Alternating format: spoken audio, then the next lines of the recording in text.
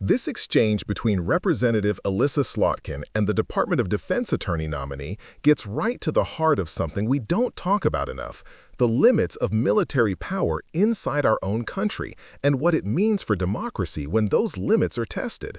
Thank you, Mr. Chairman. Mr. Young, you were the acting general counsel for DOD, so you've been personally reviewing the decisions that have gone on in the last 9 months. My questions first are on the cartel strikes.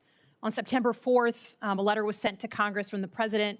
I'm guessing you had a hand in helping to write that we are now in non-international armed conflict and the department is authorized against designated terrorist organizations. How many new terrorist organizations are we currently in armed conflict with, and could you name them?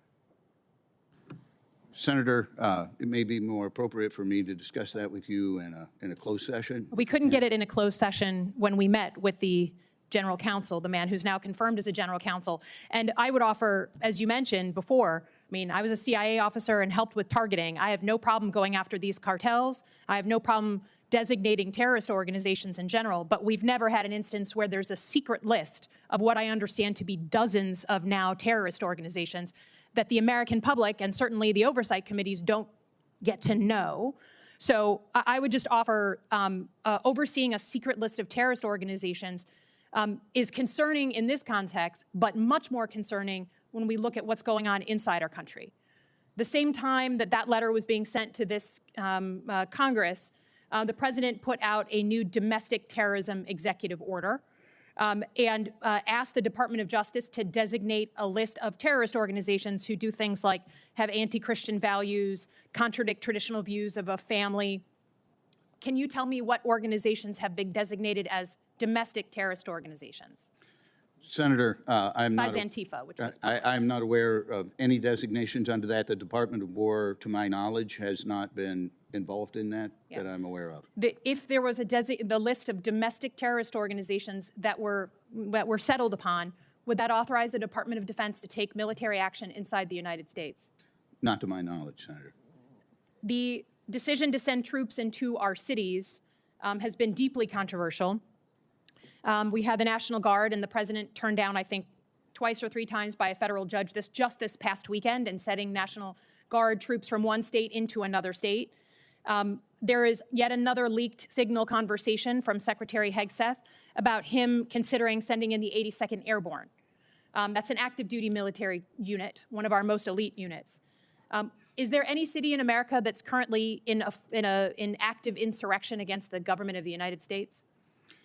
Senator, the president in his determinations and the presidential memorandums that were issued to the Secretary of War has made determinations under 10 U.S.C. 12406. Right, but are they under, just the word insurrection is important, and you know why. If we declare in the 1807 Insurrection Act that there is a community, a city, whatever, that's in active insurrection, it allows the Department of Defense, and the Army included, to now perform law enforcement functions, arrest, detention, raids inside the United States, like the very thing that our country was founded upon in rejection of when the British were doing those things to us. So right now, by your legal determination, is any city in America in active insurrection? Yes or no? Senator, the president has not declared that any insurrection is. Would you support, the president in the last administration asked then Secretary Esper to send in the 82nd Airborne, the same unit, into Washington, D.C., to try and quell peaceful protests here in the city. And he said, if necessary, can't you just, quote, shoot at their legs? Do you support the 82nd Airborne active duty military troops being sent into American cities today? Senator, it's my understanding the Department of Justice has looked at this issue going back to the 1970s when the Pentagon was under duress, as well as Washington, D.C., and it was the opinion then that the president would have the authority to use federal troops to protect federal functions and property in a manner federal property we get. I'm not disputing that. Would you approve, as a lawyer for the Army, would you approve the 82nd Airborne, an Army unit, shooting at the legs of unarmed protesters, or would you push back against the commander-in-chief against that order? Senator, I would say that the current rules for the use of force that U.S. NORTHCOM allows for service members I mean, to you use said you were force. going to speak truth to power. You literally just answered Senator Kelly and said you would speak truth to power. If the President of the United States asked you to, quote, shoot at the legs of unarmed protesters, yes or no, would you speak truth to power and say something in pushback to the President? I would certainly make sure that the President's directives would comply with the Constitution and law. Okay. I yield back. Slotkin's questions are sharp, deliberate, and deeply grounded in the Constitution. She's not just throwing hypotheticals, she's probing the very real concern that, over the past few years, the boundaries between law enforcement and military power have started to blur.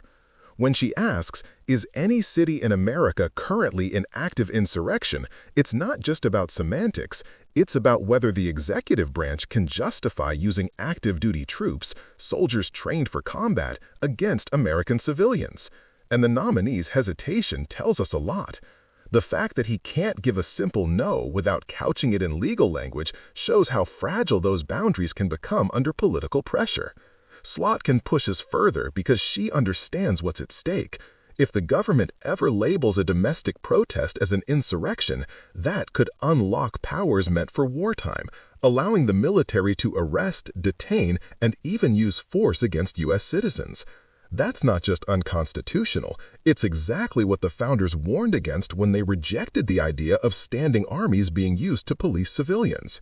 Slotkin also raise another critical issue: transparency. She points out the existence of a secret list of designated terrorist organizations. Now, while most Americans would agree we need to target cartels and genuine threats, a list that the public and even oversight committees can't access is a huge red flag. Accountability disappears when secrecy becomes standard. That's not just a procedural concern, it's a moral one. A democracy cannot fight terrorism by keeping secrets from the people it serves. And then comes perhaps the most powerful moment, when Slotkin reminds the nominee of what happened during the last administration, when discussions reportedly included shooting protesters in the legs. She asks a direct question that goes beyond politics. Would you push back against an unconstitutional order? It's not just about whether the nominee has the right legal answer. It's about whether he has the moral courage to say no to power when it crosses the line. Slotkin's insistence on a plain answer is exactly what accountability looks like. This hearing is a reminder that democracy is fragile when oversight weakens. It's also a testament to why we need leaders like Slotkin, people who've served, who understand national security, but who never forget that the military serves the Constitution, not any one president.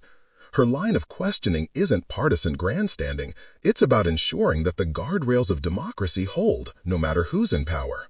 And that's really the takeaway for all of us. We can support strong national defense and still insist on transparency. We can be tough on terrorism and still protect civil liberties. We can love our country and still question its government. That's what patriotism looks like in a democracy. If you believe in maintaining civilian control over the military, in the rule of law over raw power, and in the idea that our government answers to the people, not the other way around, then these hearings matter. Slotkin's questions remind us that vigilance isn't about fear, it's about responsibility. Because the moment we stop asking these hard questions, we risk losing what makes America different, a country where the law is supposed to protect us, not be used against us. Stay informed, stay engaged, and remember, democracy doesn't defend itself. We all have to show up for it.